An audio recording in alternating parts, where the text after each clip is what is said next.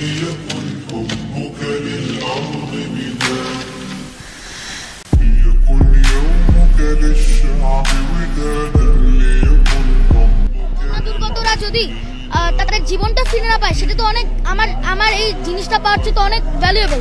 সেই উদ্দেশ্যে আমি টাকাগুলো এখানে ডোনেশন দিয়েছি। সম্ভবত এটি হবে 14,500 টাকা।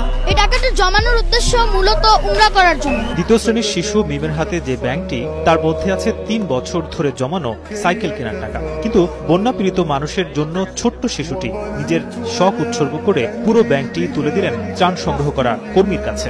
স্কুলের টিফিনে টাকা দিয়ে আমি জমিয়েছি সাইকেল কেনার জন্য। আমি পুরো ব্যাংকে দিয়ে দিচ্ছি।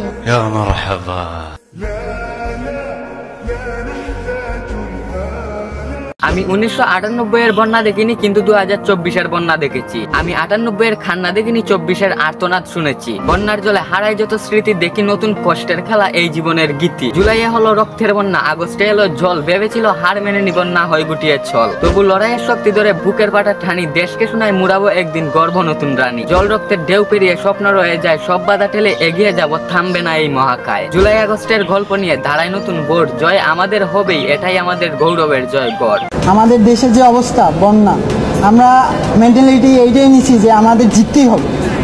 ওরা যেভাবে আমাদের কষ্ট দিছে, আমরা ওভাবে ওদের কষ্ট দিয়ে এখান থেকে বাইর করে দেবো। তো ইনশাল্লাহ আমরা পারছি।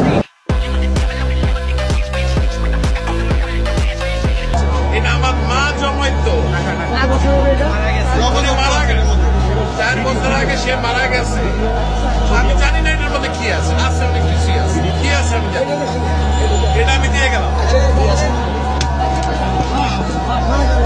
এটা আমার মায়ের জমানো পয়সা।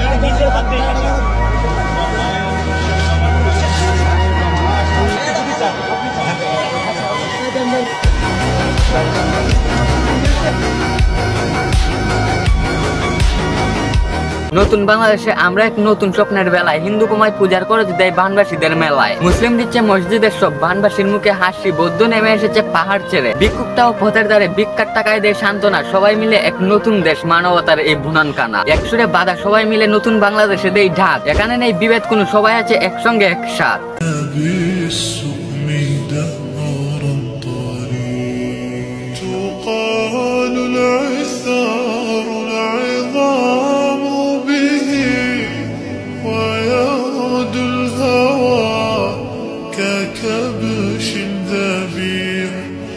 দেশটা হলো শত্রুমুক্ত, পরিষ্কার সব পথ ঘাট।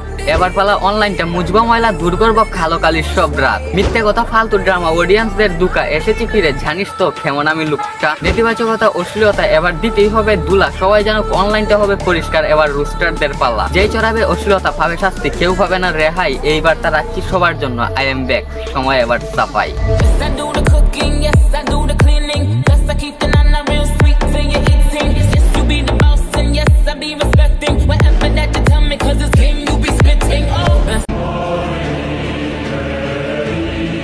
যে জাতি পূজার টাকা এই মানুষদের জন্য দিয়ে দেয়, যে জাতি মসজিদের সব টাকা দিয়ে দেয়, যে জাতি নিজের স্বপ্ন পূরণ না করে এই টাকা দিয়ে দেয়, সে জাতিকে কিভাবে আটকে রাখবেন, কিভাবে এই জাতিকে দমিয়ে রাখবেন? আর হ্যাঁ, যারা বলেছিল হিন্দুরা এই দেশে অবহেলিত, তারা এই ভিডিও দেখার পরে কি বলবেন? আমরা হিন্দুদেরকেও এই যে হুজুরেরা আসে আমাদেরকে প্রাণ সামগ্রী দিতেছে, এটার জন্য আমরা লাখ লাখ শুকরিয়া, আমরা ধন্যবাদ আপনাকে থেকে। আমরা একটা জিনিস জিজ্ঞেস করি, অনেকে বলে যে হিন্দুদেরকে আমরা বৈষম্যহীন, তাদেরকে আমরা ভিন্ন চোখে দেখি। না না না, আমাদেরকে কোনো ভিন্ন চোখে কোনো ত্রাণও দেখে নাই, হুজুরেরও দেখে নাই।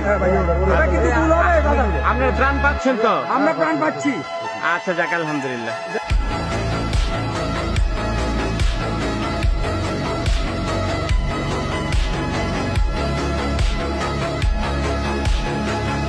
So if you like the video, like and comment. If you are new to the channel, then subscribe now. I will appear again with a new video. Everyone stay healthy, God bless you.